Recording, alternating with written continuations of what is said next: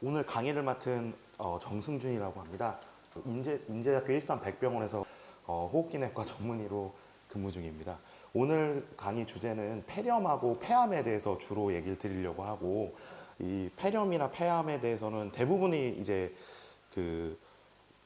미국에서 시작된 그런 부분이라서 영어 부분이 많습니다. 그래서 그 부분을 최대한 한국어로 듣기 쉽게 말씀드리겠습니다.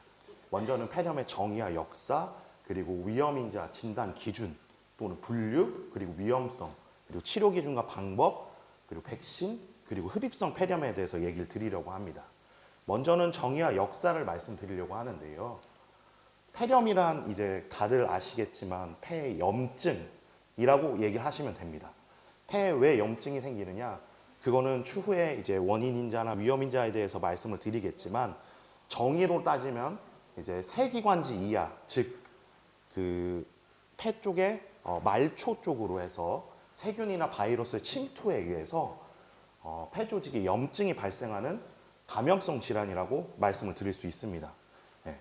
그러면 이거를 좀 더 쉽게 그림으로 설명을 드리자면, 폐는 이제 정상적으로 이렇게 두 가지, 오른쪽과 왼쪽으로 나눠져 있고, 그 옆쪽으로 해서 폐포가 이렇게 안쪽에 자리 잡고 있습니다.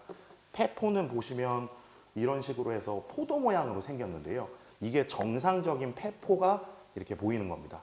폐포 안에는 공기들이 많이 차 있고, 그 공기들로 인해서 우리 폐는 이제 호흡을 하게 되는 겁니다. 근데 이쪽 폐포에 염증이 생기기 시작하면 밑에 보시는 것과 같이 안쪽에 농이 생깁니다. 이런 농이 생김으로 해서 폐에 염증이 생기고, 염증이 생김으로 해서 폐렴이 생긴다고 이제 말씀을 드릴 수 있겠습니다.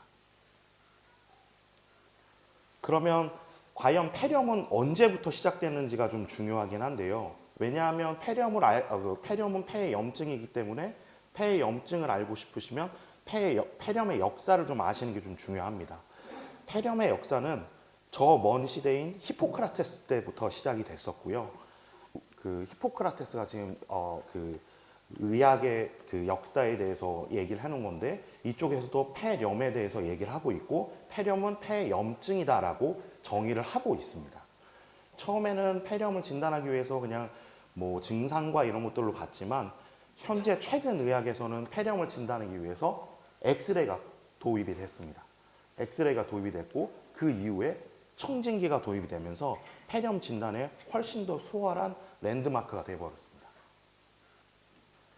그러면 폐렴은 치료를 이제 하게 되면 역사와 함께 이제 항생제를 쓰는데요. 그래서 이제 제일 중요한 건 폐렴은 언제부터 진단이 됐고, 그리고 항생제 치료는 어떻게 됐는지에 대해서 간략하게 적어봤습니다.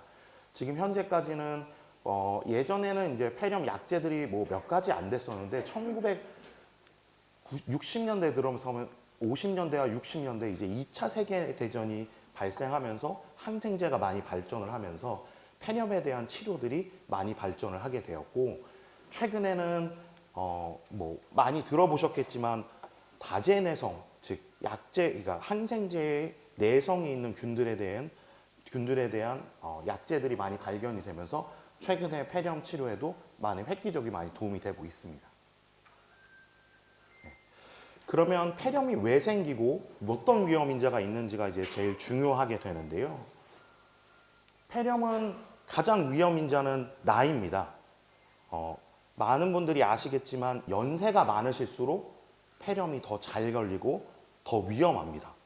다음 슬라이드를 보면서 또 말씀을 드리겠지만, 나이가 단인인자로서 연령이 많을수록 위험하는 걸로 말씀드리겠습니다. 두 번째로는 이제 만성질환인데요. 만성질환은 우리가 흔히 말하는 폐병, 즉 뭐 만성 폐혈성 폐질환, 천식 뭐 이런 것뿐만 아니라 신장에 대한 만성 콩팥 질환이라든가 뭐 심혈관 질환 이런 것들도 다 포함이 돼서 만성 질환으로 얘기를 드리고 있습니다. 그리고 세 번째로는 뭐 바이러스 감염이라든가 기도 보호의 감소.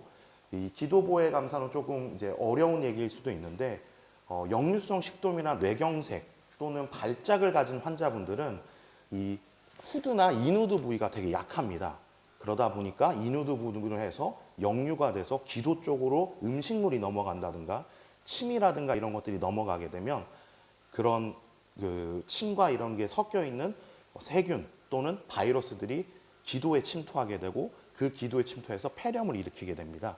그렇기 때문에 기도 보호 감소가 되는 경우에 있는 환자들도 위험 인자에 속하게 됩니다. 그리고 마지막으로는 이제 뭐 이거는 뭐 많이 하시는 분들도 계시겠지만 흡연과 음주가 들어갑니다. 아까 말씀드렸듯이 흡연은 이제 담배를 피시기 때문에 폐 자체에 쉽게 얘기하자면 흡연은 담배 자체는 폐에 독가스를 지급하는 거하고 똑같거든요. 그래서 그런 독가스를 주입을 하게 되면 폐의 면역 체계가 파괴가 되고 그리고 폐의 구조 자체가 변형이 되기 때문에 폐렴에 취약하게 됩니다.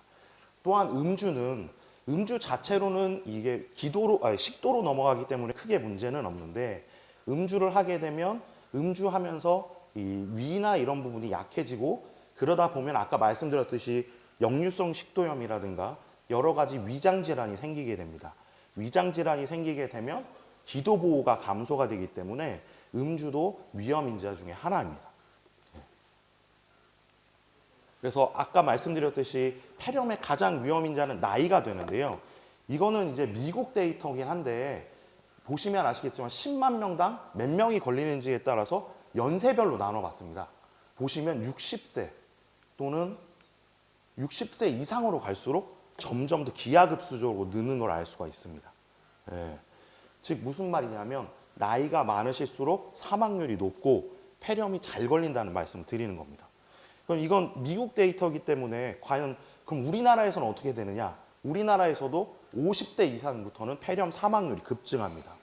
즉 무슨 말이냐면 폐렴에 걸리는 사람도 많지만 폐렴에 의해서 사망하는 확률이 10만 명당 856명 정도로 80세가 넘어가시면 기하급수적으로 늘어나고 그뿐만 아니라 60세 이상에서도 10만 명당 22명 이상이 사망할 정도로 위험한 질환이라고 말씀드릴 수 있겠습니다.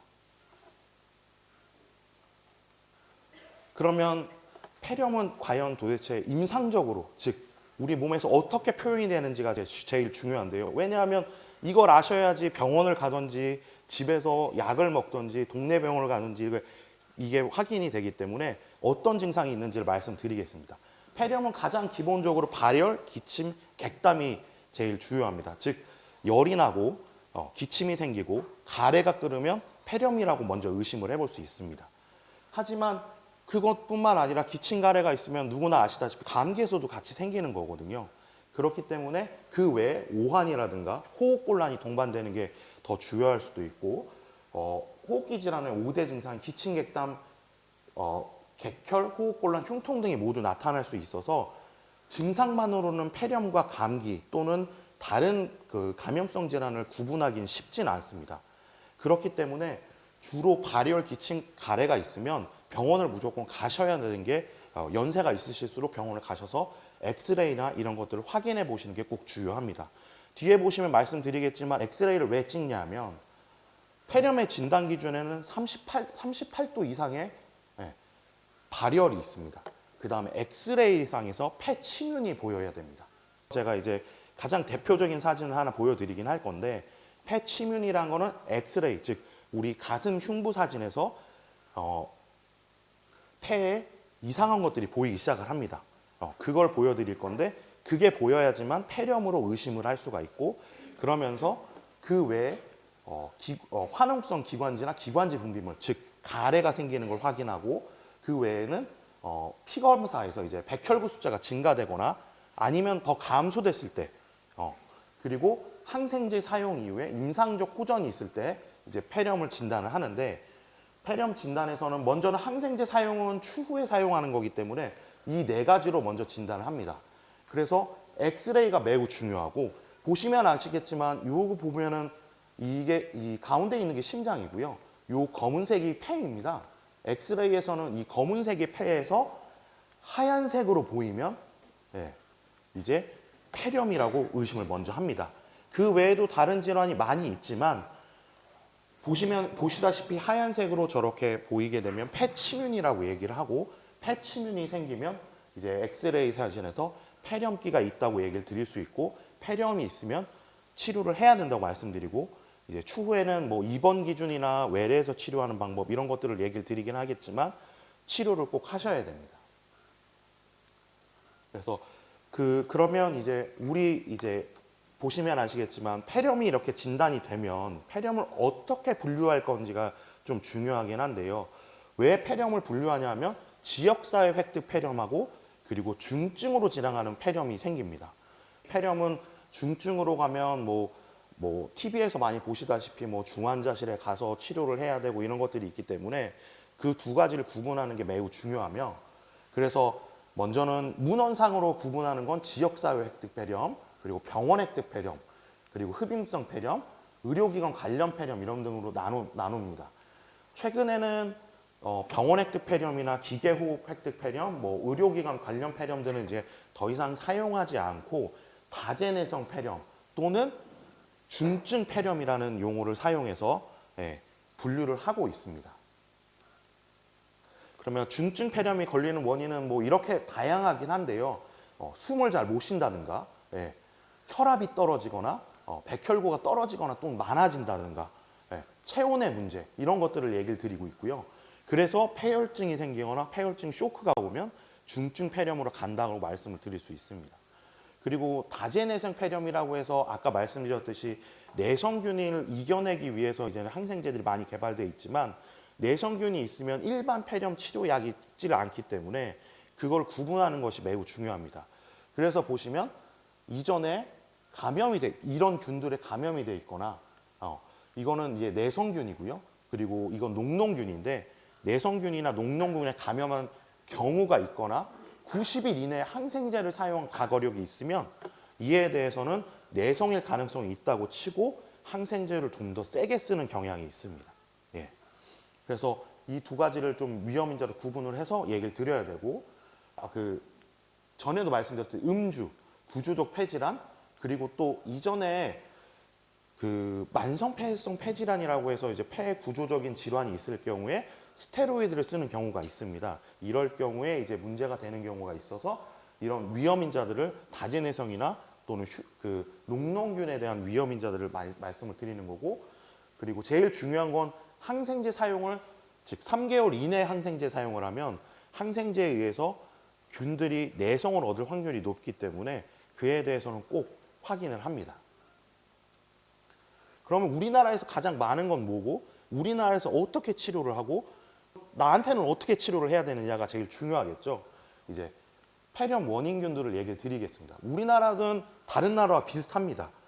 즉 사슬알균들이 제일 많습니다. 스트랩토코쿠스라는 사슬알균 폐렴이 제일 많고 그 다음에 헤모필러스 인플루엔자. 인플루엔자 하면 독감이라고 얘기를 하시는데 이 부분은 독감이 아닙니다. 독감하고 이름이 똑같은 세균입니다. 그래서 인플루엔자 세균으로 얘기를 드리고 그런 것들이 이제 우리나라에서는 27에서 69%로 가장 많이 차지를 합니다. 그리고 이제 폐렴의 분류에서 아까 말씀드렸듯이 비정형 폐렴이라고 해서 이제 뒤에 말씀을 드리겠지만 마이코플라즈마 많이 들어보셨겠죠. 마이코플라즈마 폐렴, 클라미디아 폐렴 이런 것들이 또 폐렴의 원인균으로 우리나라에서 많이 진행이 돼 있고 호흡기 바이러스도 많은 원인을 차지하고 있습니다. 폐렴은 이제 균에 의해서 두 가지로 나누는데 정형성과 비정형성으로 나누고 정형성이 가장 많이 있습니다. 발열이 생기고 가래생이 생기는 많은 양을 차지하고 있고 그래서 사슬알균 그리고 인플루엔자 폐렴 그런 것들이 많이 이제 차지를 하고 비정형 폐렴은 열이 안 날 때도 있고 가래가 없을 때도 있습니다. 대신에 엑스레이상 보이기 때문에 치료를 해야 되는데 이런 것들은 이제 마이코플라즈마 폐렴이 대표적으로 들어가고 있습니다. 그러면 미국하고 우리나라는 어떠냐? 미국도 아까 말씀드렸듯이 다른 나라하고 비슷하다고 말씀드렸고 사슬알균이나 이런 것들이 이제 미국이나 유럽에서도 가장 많이 확인이 됩니다. 우리나라에서 흔한 균은 제일 많은 건 사슬알균 폐렴이 가장 많기 때문에 치료를 많이 해야 되고 대략적으로 27에서 60%까지 나올 수 있다고 알려져 있습니다.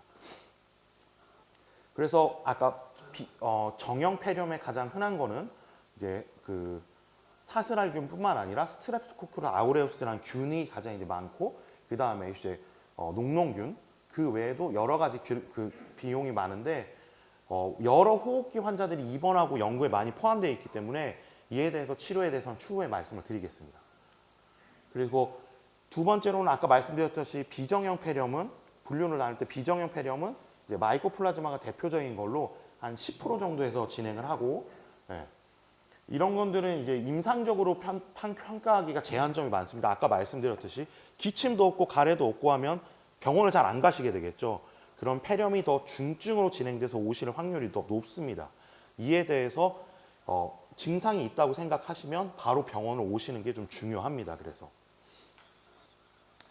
폐렴 원인결에 따른 특징으로는 고령이나 뭐 동반증이랑 있으면 사슬알균이 많이 나오고, 여성이나 알코올 중독이 있는 경우에는 이것도 이제 사슬알균인데 폐혈증에 가까운 좀 더 사슬알균이 나온다고 알려져 있고, 흡연자나 이런 부분들도 레지오넬라라고 해서 에어컨을 쐬는 건물이 있는 데서 많이 균이 발견되는 균이고요.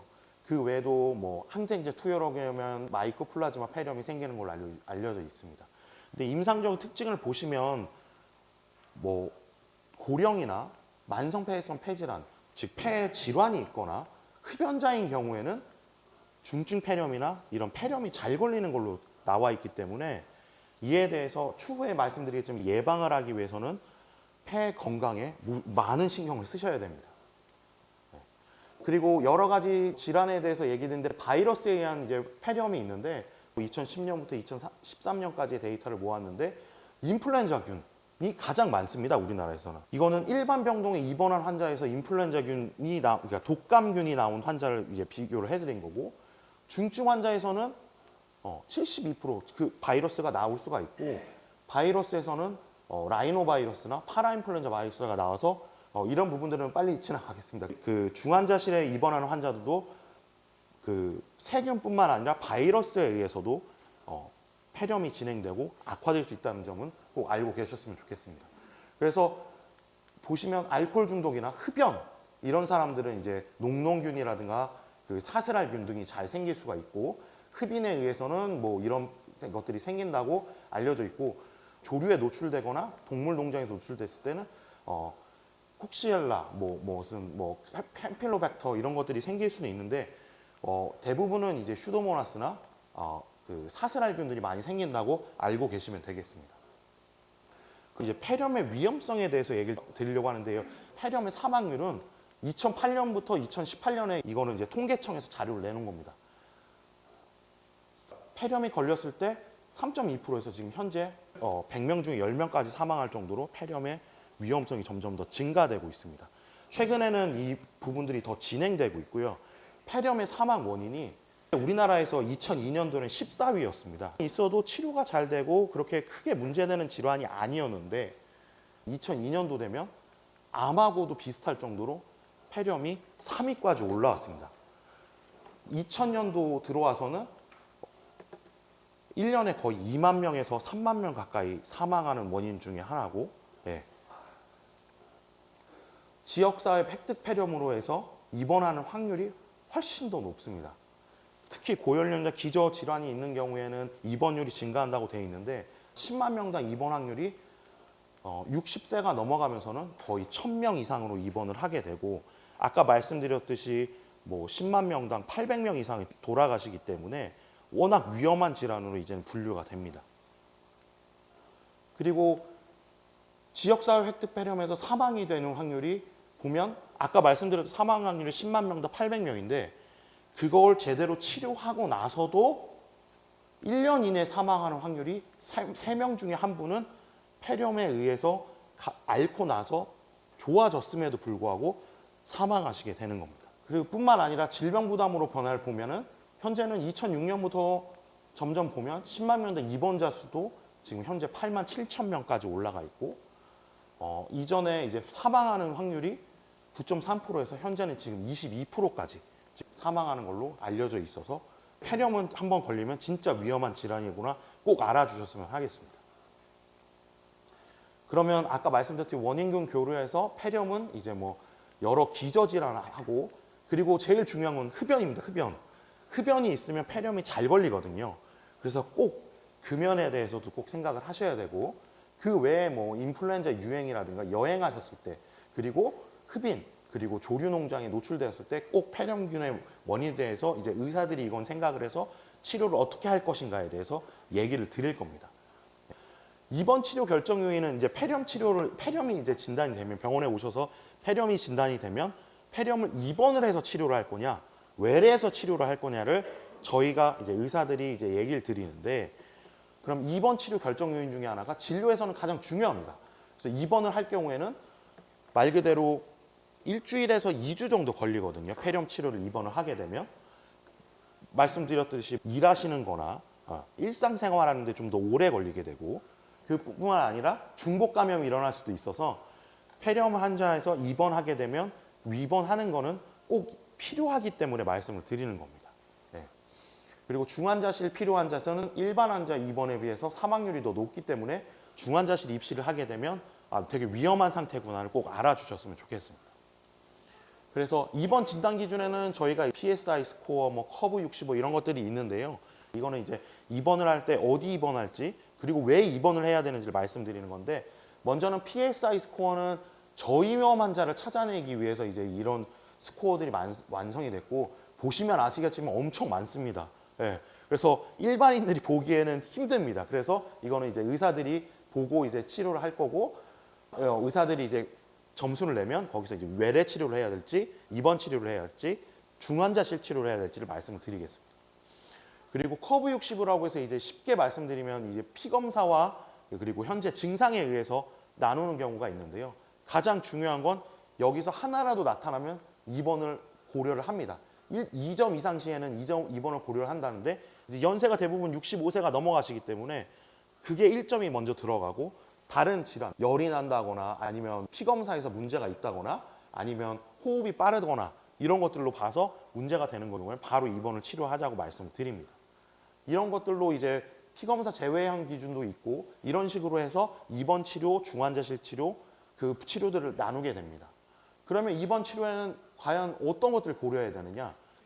이전에 입원을 해서 문제가 돼서 내성균에 의해서 문제가 되느냐, 아니면 지역사회 그냥 평범하게 계시다가 걸린 균이냐, 또는 입원을 해야 되는 외래를 가야 되느냐, 기저질환이 있느냐 없느냐에 따라서 저희가 분류를 합니다.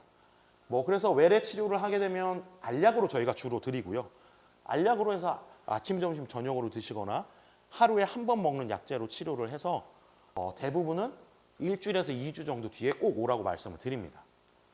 그래서 일반 병동 입원 치료는 이제 백타락탐이라는 항생제나 퀴놀론이라는 항생제를 쓰는데, 비정형 폐렴이 의심되면 아까 말씀드렸듯이 비정형 폐렴은 열도 없고 증상도 없지만 좀 더 심할 수가 있기 때문에 여러 항생제를 좀 더 병합을 하는 걸 얘기를 드립니다. 네.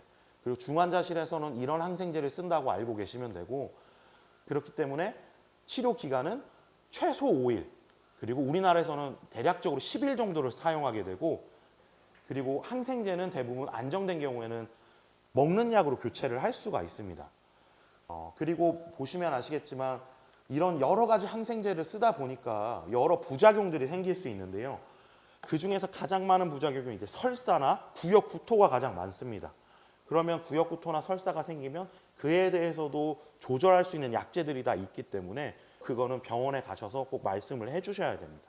그러면 이제 폐렴은 어떻게 호전이 되느냐? 열이 떨어지거나 심박수가 좋아지거나 그리고 그 외에 여러 가지 증상이 좋아지면 이제 폐렴이 호전된다고 보고 먹는 항생제로 교체를 해서 빠르게 퇴원을 진행을 합니다.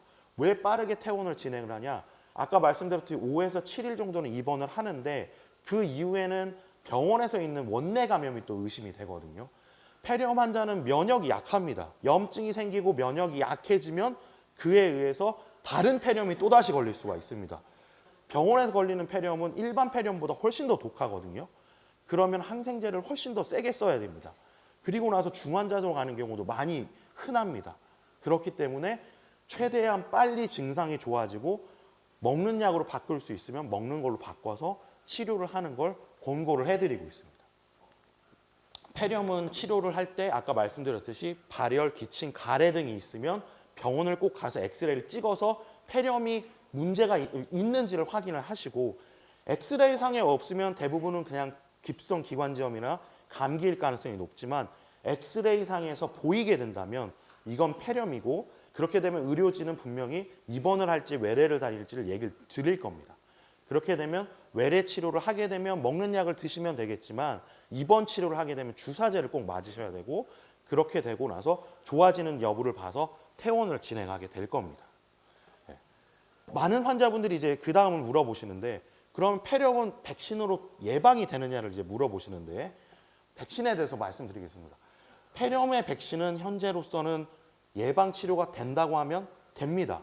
예. 그걸 말씀을 드리려고 하는데, 자세히 설명드리자면 폐렴 구균이라는 균이 백신이 있고, 이는 뭐 뇌승황염, 폐혈증, 폐렴 등을 많이 일으킵니다. 근데 이제 백신으로 예방 가능한 질환의 1위는 폐렴입니다. 사람들이 잘 몰라서 그렇지만 백신을 맞으면 폐렴도 예방이 됩니다. 예. 그렇기 때문에 폐렴 백신을 꼭 맞으셔야 되고요. 현재 우리나라에는 13가 백신과 23가 백신이 있습니다. 이 13가 백신은 아마 잘 모르시겠지만 13가 백신은 돈을 주고 맞으셔야 됩니다. 현재 우리나라에서는 보험을 안 되게 있고, 대신에 군중 면역 효과라고 해서 본인이 맞으면 다른 사람까지도 예방하는 효과가 있습니다. 네, 그렇기 때문에 이걸 맞으라고 얘기를 드리는 이유가 있고요.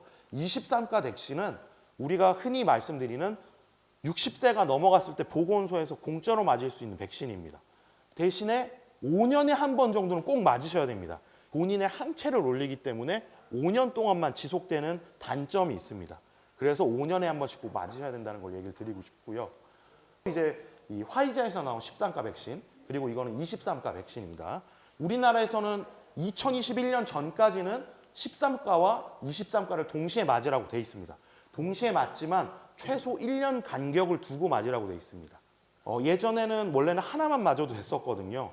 근데 최근에 2014년부터는 이렇게 바뀌었고, 그 이후에 2021년부터는 다시 바뀌었습니다. 최근에 21년에 미국에서 이제 15가, 20가 백신이 나왔거든요. 네. 이 백신이 나오면서 우리나라에서도 2024년 초에 권고안을 바꿨습니다. 20가 백신이나 15가 백신을 맞고 23가 백신을 맞으라고 지금 되어 있습니다. 이전에는 13가를 맞았었는데 이제는 20가 또는 15가 백신을 맞으라고 바뀌었습니다. 네. 근데 이거 보시면 아시겠지만 우리나라에는 아직 들어와 있는 게 하나만 들어와 있습니다. 15가 백신이 들어와 있고요. 20가 백신이 아직 안 들어와 있습니다. 아마 20가 백신은 곧 들어올 예정으로 알고 있고, 현재로서는 저희 병원에서도 15가 백신은 들어와서 지금 접종을 하고 있긴 합니다. 백신 효과를 보시면 이게 2000년도에 이게 소아에서 나타나는 연구를 말씀드린 건데, 7가 백신이 먼저 개발이 됐습니다. 7가 백신을 썼더니 10만 명당 이게 폐렴 발병률이거든요. 2000년도에 맞고 나서는 확연히 떨어지게 됩니다. 우리나라에서도 8만 5천 명을 대상으로 연구를 했는데, 현재 15가, 20가가 나온 지는 얼마 되지 않았기 때문에 아직 다 연구가 되어 있지 않지만 13가로만 가지고 보면 지금 현재 보면 45% 정도 예방을 발생할 수 있고, 보시면 폐렴 예방은 75%까지도 예방을 할 수 있다고 알려져 있습니다. 이게 무슨 말이냐면 지역사회 획득 폐렴을 걸리는데 이 백신을 맞는다고 폐렴이 안 걸리는 건 아니거든요. 아까 말씀드렸듯이 75%는 예방하고, 그럼 나머지 25%는 걸릴 수 있는 거고, 45%에선 예방이 되고, 그럼 55%에선 폐렴에 걸릴 수 있거든요. 중증을 예방하는 효과와 뿐만 아니라 막아주는 효과 자체도 확실히 폐렴 백신을 맞아야지만 낮게 나옵니다. 네. 그렇기 때문에 폐렴 백신을 꼭 맞으라고 권고를 드리는 겁니다. 네. 뿐만 아니라 한 번 맞으시면 대략적으로 4년간 그 효과를 지속될 수도 있고 4년 이상도 더 지속될 수 있다고 되어 있기 때문에 추후에는 10년, 20년에도 봐서도 그 이상도 계속 유지가 되는 걸로 보여집니다. 그리고 이제 마지막으로 말씀드릴 건 이제 흡입성 폐렴을 말씀드리겠는데, 이건 관련이 있는 분들도 있고 없는 분들도 있는데, 주로 이제 흡입성 폐렴은 먹는 거에 의해서 흡인이 돼서 기도에 음식물이 넘어가서 생기는 폐렴인데, 병원 입원 환자에서 대략적으로 10% 정도까지도 흡입성 폐렴을 기인하고, 성인에서는 일반적으로 생기는 경우도 있습니다. 50%에서 그냥 일반적으로 생기는 경우도 있고, 주로는 다른 문제가 있어서 생기는 걸로 알려져 있습니다. 흡입성 폐장염과 흡입성 폐렴을 나누는데, 흡입성 폐장염은 침이 넘어가서 생기는 거고 대부분은 3일 뒤에 스스로 좋아집니다. 네. 흡입성 폐렴은 위에 문제가 있어서 위의 내용물이 기도로 넘어가는 거고 입원을 해서 치료를 해야 됩니다. 네. 그래서 위험인자를 보시면 여기 보면 뇌질환, 즉 뇌경색이라든가 발작이 있는 환자들 또는 심장에 문제가 있었던 환자들 그리고 그 역류성 식도염이라든가 뇌경색 이런 부분 때문에 이 인후두가 약해져서 관을 껴서 식사를 하시는 환자분들은 주의를 하시라고 되어 있습니다. 네. 그래서 보면 뭐 여러 가지 연구가 있는데 이거는 뭐 자세한 내용이니까 말씀을 안 드리려고 하는데 제일 중요한 건 이 흡입이 되는 이 원인 중에 하나가 여러 가지 문제가 있으면 흡입이 위험성이 높아지는데 그 중에서 제일 높은 건 인후두의 곤란이라고 생각을 하시면 되고 뇌경색이나 이런 것들이라고 생각을 하고 계시면 됩니다. 인후두에서 연화곤란이 있으면 흡입의 위험성이 11.9배 이상 올라가는 걸로 알려져 있고 그래서 이거를 이제 검사를 저희가 하는데요. 인후두에서 이게 잘 넘어가는지 여부를 검사하기 위해서 VFSS 또는 인후두 검사라고 하는데 이걸 했을 때 대략적으로 16%에서만 정상으로 나옵니다. 네. 그렇기 때문에 이런 환자분들, 연화곤란이 있는 환자들은 이런 검사를 하고 이게 안 되면 흡입의 위험이 높기 때문에 그럴 경우에는 관을 넣어서 식사를 하신다든가 이런 식으로 좀 말씀을 드리고 있습니다. 그것뿐만 아니라 연화곤란이 있으면 노인 환자에서는 사망 확률도 매우 높게 진행되는 걸로 알고 있고 식사하실 때도 이게 생존율 그래퍼거든요. 생존이 높은 사람은 안전하게 식사를 연화곤란이 없는 사람들이고 연화곤란이 있을 때는 확실하게 생존율이 그 60% 미만으로 떨어지기 때문에 연화곤란이 좀 중요하다는 거 꼭 알고 계시고 치료는 이런 항생제 치료를 하고 흡입성 폐렴은 되게 위험한 질환이고 위험성이 높은 질환이기 때문에 꼭 병원에 오셔서 얘기를 하셔야 되고 예방법들이 있긴 합니다. 예방법은 이제 식사를 잘 드셔야 되고 그리고 연화곤란이 제일 중요하기 때문에 드실 때 꼭꼭 씹어서 또는 천천히 연화곤란이 안 생기게 잘 드셔야 되는 게 제일 중요하고 그리고 누워서 드시지 말고 앉아서 드시는 게 제일 중요하고요. 네. 그 외에는 뭐 이런 약제들을 쓸 수 있는데 약제들의 효과가 불분명하기 때문에 아직은 생활 습관을 꼭 개선시키는 게 제일 중요합니다. 네. 그래서 말씀드린 건 역학적 특성과 위험인자 고려를 하셔야 되고 폐렴은 말씀드렸듯이 나이가 제일 중요하지만 흡연, 음주 이런 부분들도 있고 만성 폐질환이 문제가 있기 때문에 말씀을 드리는 거고요. 약제로는 이런 약제를 쓰고 저희가 결정을 하고 얘기를 드리고 있지만 항생제 계열은 큰 차이였고 여러 가지 병합요법으로 치료를 한다. 그리고 폐렴 백신 꼭 맞으셔야 된다. 그리고 흡입성 폐렴이 있으면 폐렴이 의심되면 바로 병원에 오셔서 진단을 받고 치료를 받으셔야 된다. 이 얘기를 꼭 드리고 싶습니다. 그 다음에 바로 이어서 폐암에 대해서 말씀을 드리겠습니다. 폐암은 현재 우리나라에서 가장 문제가 되는 암 중에 하나입니다. 왜냐하면 폐암이 가장 위험하거든요.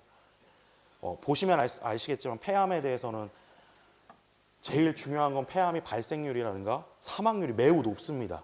우리나라 암 중에서는 췌장암 다음으로 1위거든요. 폐암은 발생률도 높고 사망률도 매우 높은 암이기 때문에 자세히 좀 설명을 드리겠습니다. 폐암의 역학이나 위험성, 그리고 병기 예후, 치료에 대해서 자세히 말씀을 드리고 제일 중요한 건 폐암 검진하고 결절이 이제 가장 궁금하실 텐데 그건 마지막에 자세히 좀 설명을 드리겠습니다. 폐암의 역학을 보시면 남녀 전체 11.3%에서 생기고 지금 현재 암 발생 통계에서는 4위입니다. 2022년에는 3위까지 올라왔다고 돼 있고 제일 문제는 발생률은 3위지만 사망률은 1위입니다.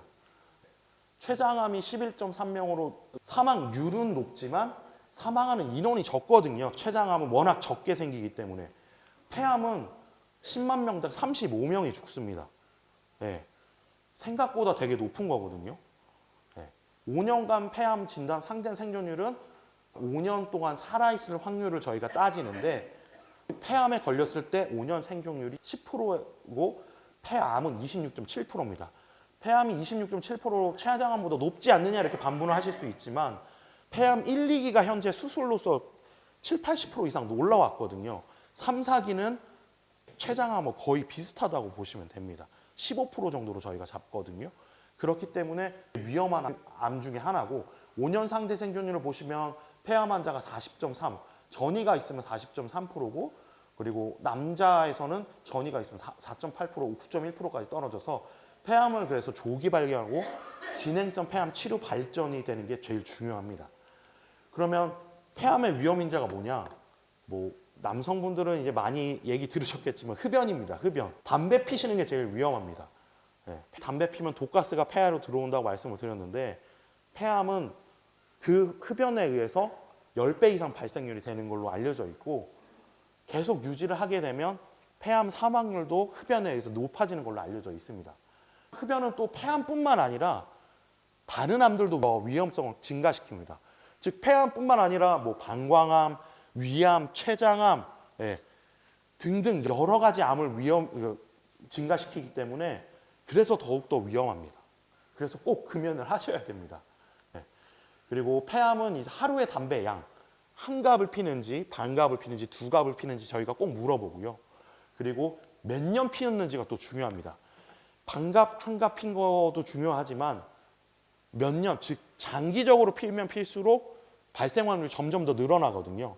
그래서 그거에 대해서 꼭 알고 계셔야 되고 그 외에 뭐 직업력, 뭐 여러 가지 미세먼지, 폐 구조적 원인 등이 다 있습니다. 유전적인 원인들도 있긴 하지만 유전적인 원인은 부모님한테서 물려받은 유전적인 원인보다 본인 몸에서 생기는 유전적인 원인이 많기 때문에 그건 추후에 다시 설명을 드리겠습니다.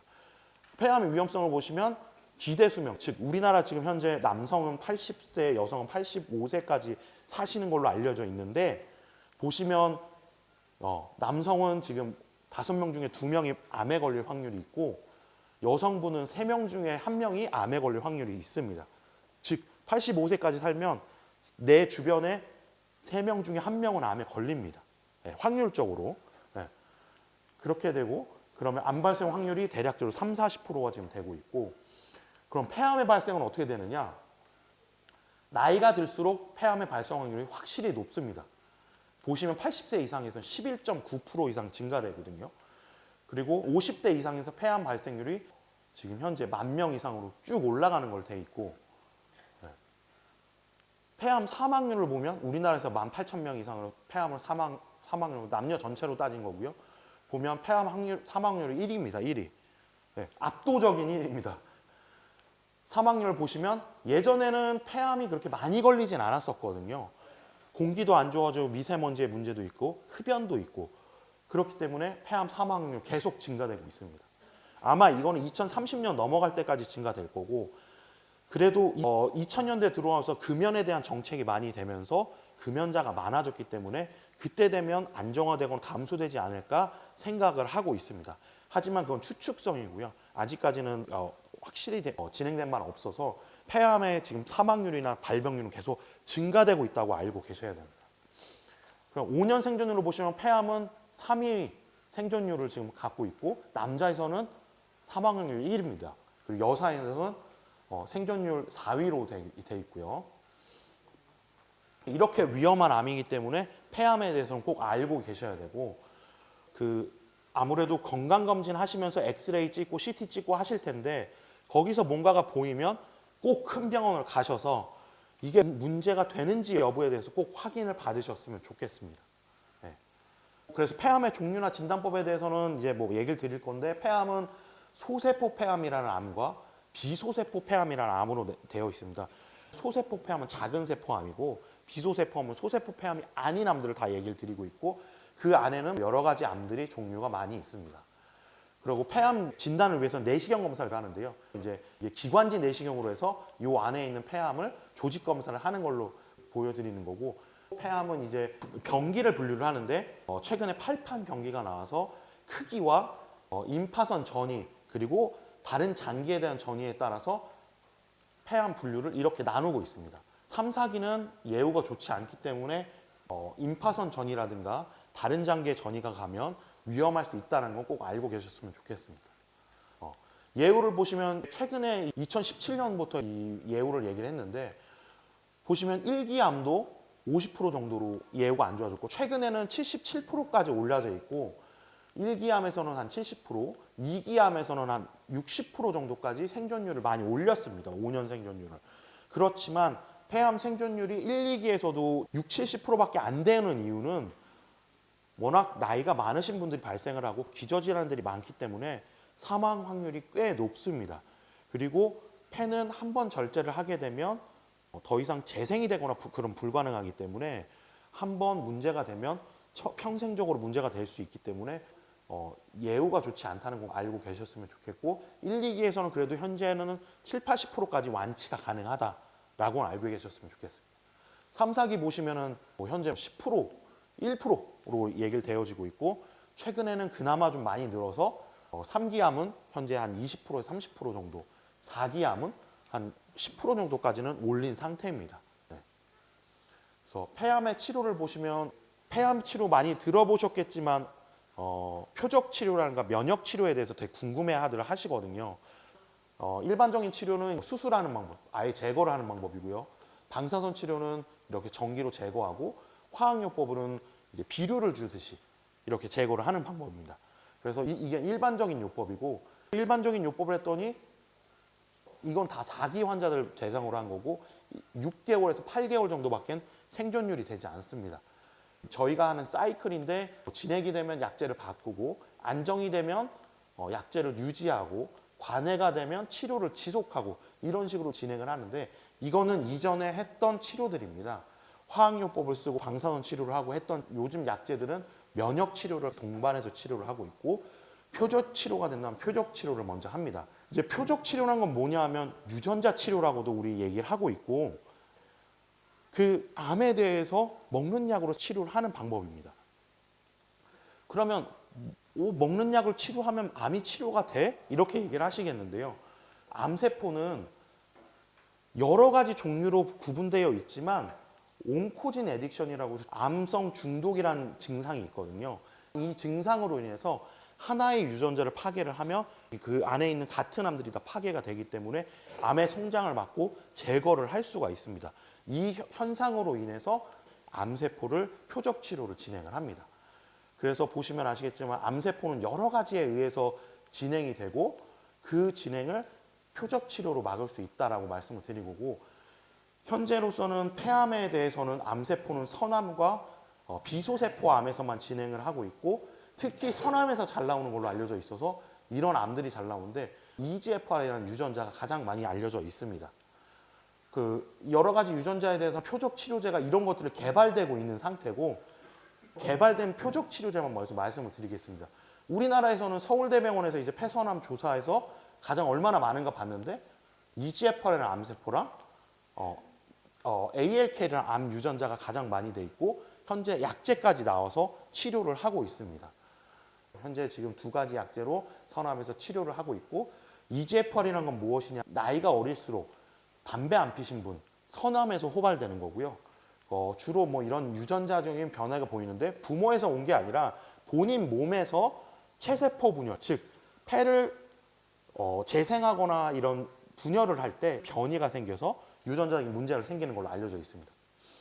지금 보면 이렇게 많이 개발이 되어 있고 최근에 2024년까지만 하더라도 우리나라는 이 3세대까지 개발이 됐음에도 불구하고 1세대까지밖에 사용을 못했습니다. 왜? 약값 자체가 비싸고 보험이 1세대밖에 안 해줘서요. 근데 2024년 1월 1일부로 현재 3세대 가장 좋은 약이 보험이 됩니다. 그렇기 때문에 현재로서는 3세대 약인 오시머티닙이라는 약과 레이저티닙이라는 약을 사용하고 있습니다. 이런 약제들이 현재로서는 사용되어지고 있고 그러면 이 약들이 효과가 좋냐? 이게 제일 궁금하시겠죠.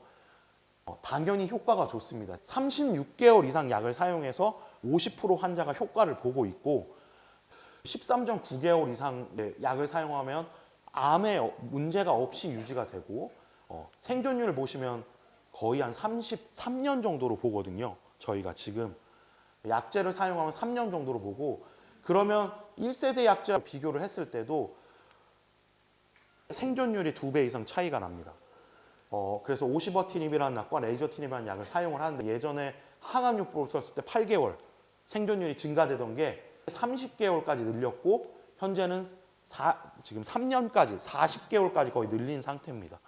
즉 표적 치료 약제에 맞기만 한다면 이 약을 쓸 수만 있다면 약제 효과가 있고 50% 이상의 환자에서는 현재 40개월 이상 살고 있고 현재도 연구가 진행 중이라서 아직까지 더 사망하시거나 이런 것까지는 아직 데이터가 다 나와 있지는 않습니다. 그러나 여기서 알고 가셔야 될 건 폐암이라도 표적 치료 약제나 이런 걸 사용할 수 있다면 생존율을 극적으로 늘릴 수 있고 치료에도 효과적으로 쓸 수가 있다라고 말씀을 드릴 수 있습니다.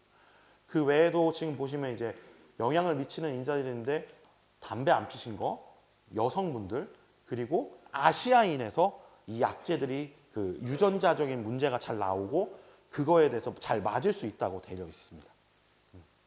그래서 지금 보면 뭐 10배 이상으로 해서 우리나라 사람들이나 그리고 담배 안 피신 분들이 이 효과적인 약제를 쓸 수가 있는 걸로 되어 있고, 그리고 두 번째 유전자는 이제 ALK라는 유전자인데 이것도 보시면 나이가 젊은 사람, 담배 안 피신 사람, 서남에서 주로 나타나고 이 약도 지금 현재 많이 개발이 되어 있습니다.